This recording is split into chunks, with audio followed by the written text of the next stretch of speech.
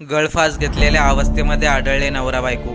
आत्ताच 3 महिन्यापूर्वी दोघांचे लग्न झाले होते। सुखी संसार आनंदात चालू होता। दोघंही कंपनीमध्ये जॉब करत होते।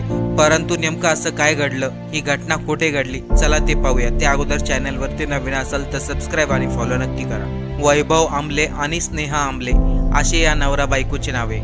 वैभव आणि नेहाने 3 महिन्यापूर्वीच लग्न केले होते। वैभव आणि स्नेहा दोघंही पुण्यामध्ये एका खासगी कंपनीमध्ये कामाला होते। परंतु काही दिवसा अगोदर वैभव आणि स्नेहा हे पुण्यातील काम सोडून आपल्या मूळ गावी अहमदनगर जिल्ह्यातील संगमनेर तालुक्यातील साकूर या ठिकाणी आले। रविवारी सायंकाळी मुळा नदीच्या जवळ असलेल्या झाडाला हे दोघेही गळफास घेतलेल्या अवस्थेमध्ये आढळले। आत्ताच लग्न झालेल्या वैभव आणि स्नेहाने एवढं टोकाचं पाऊल खरंच उचललंय का? यांच्या दोघांची हत्या झाली का? या सर्व प्रश्नांची उत्तरं अजून कोड्यातच आहे। पोलीस या सर्व घटनेचा तपास करत आहेत। परंतु हे दोघेही